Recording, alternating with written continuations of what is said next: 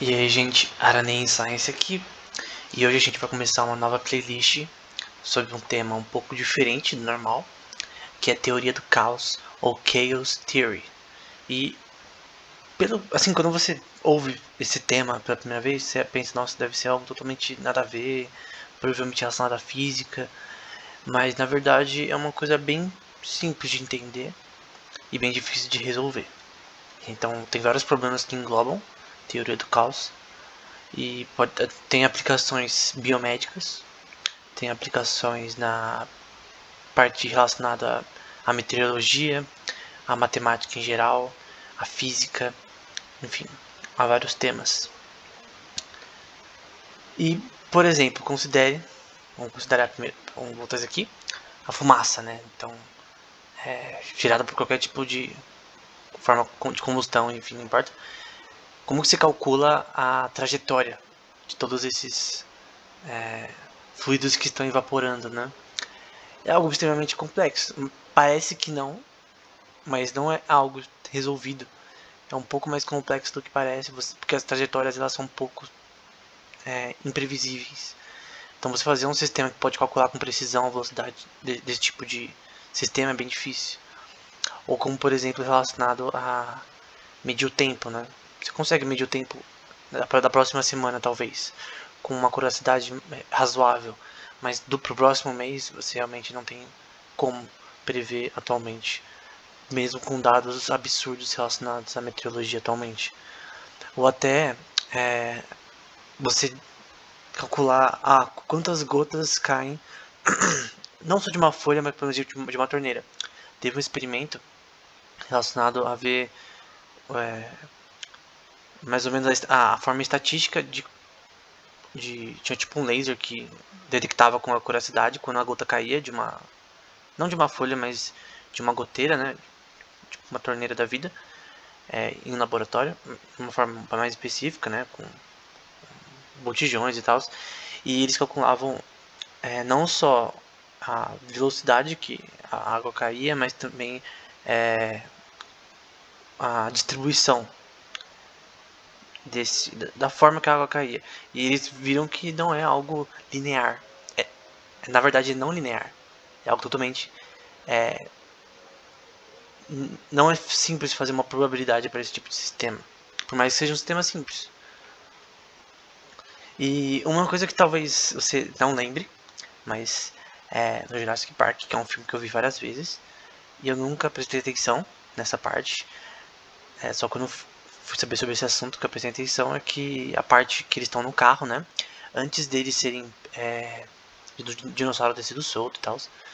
E basicamente um dos. Acho que é um jornalista aqui, ou cientista, não lembro. Ele vai falar sobre a teoria do caos pra essa moça, né? Eles que vão namorar na vida real depois do filme, né? Esses dois atores. E basicamente ele explica a teoria do caos, né? Então, o que é a teoria do caos, segundo o que ele explica, né? É a teoria de que muitas coisas são improváveis. Então, ele pega simplesmente um copo de água, ele pega uma gota na mão, né? Várias gotas na mão, pega um pouquinho de água e põe na mão dela. Em uma mão que tá segurando, né? E ele fala, toda vez que a gota escorre pelo seu dedo, ela vai escorrer de uma forma imprevisível. Então é uma coisa simples, a gota escorrendo pelo seu dedo. Aí pode pensar, nossa, é fácil de você prever isso. Mas na verdade é um pouco mais complexo do que parece. A forma que a água escorre em determinadas superfícies. Embora talvez o exemplo dele não seja tão tryhard, os que eu já mostrei antes já são muito mais. Então ele cita de uma forma bem legal, bem interessante. Eu até recomendo você ver esse vídeo. Embora seja em inglês, pode vir em português a cena também, representando essa teoria, de certa forma. E aqui é um exemplo de caos, né? Em um pêndulo. Então, um pêndulo, nesse caso, você basicamente tem essas duas bolinhas, né?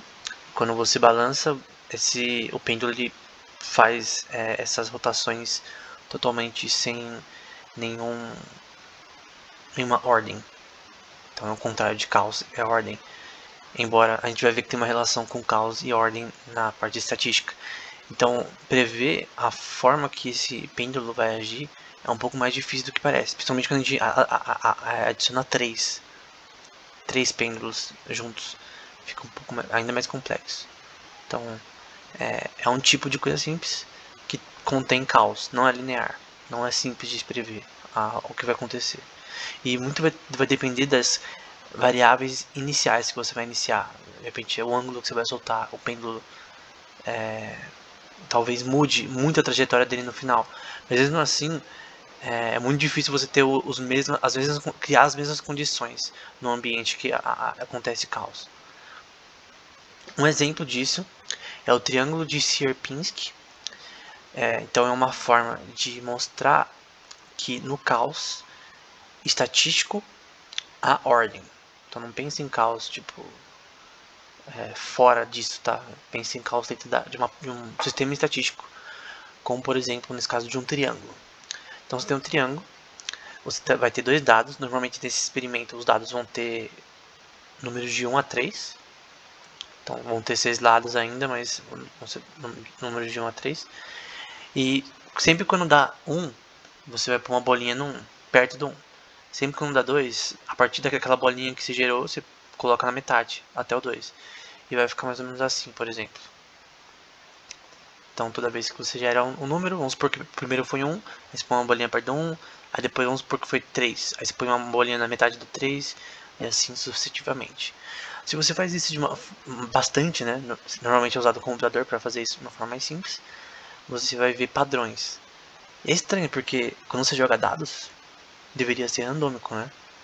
Não deveria ter ordem em algo randômico.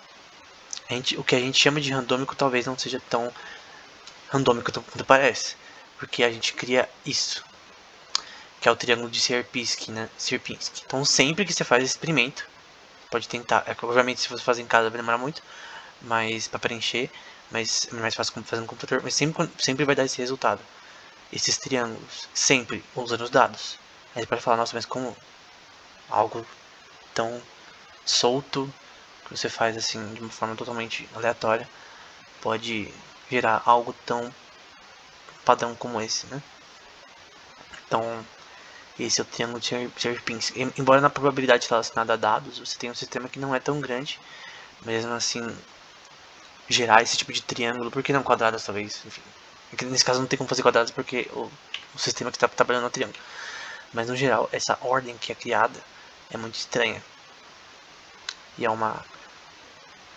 é algo que pode vir a dar a entender que há ordem quando a gente faz coisas aleatórias muitas vezes. De alguma forma isso me lembra Zelda, não sei porquê, provavelmente por causa dos triângulos, mas enfim, só uma adição aí que me lembra um pouco Zelda. Eu só joguei o Ocarina of Time, na verdade. E no próximo vídeo a gente vai continuar falando sobre esse assunto, se baseando nesse artigo do Christian Oestreicher, que tem PhD, não sei qual é o tema que ele fez, PhD, mas enfim, relacionado à história da teoria do caos. Então, até o próximo vídeo que a gente vai explicar com mais detalhes esse tema. Então, até mais.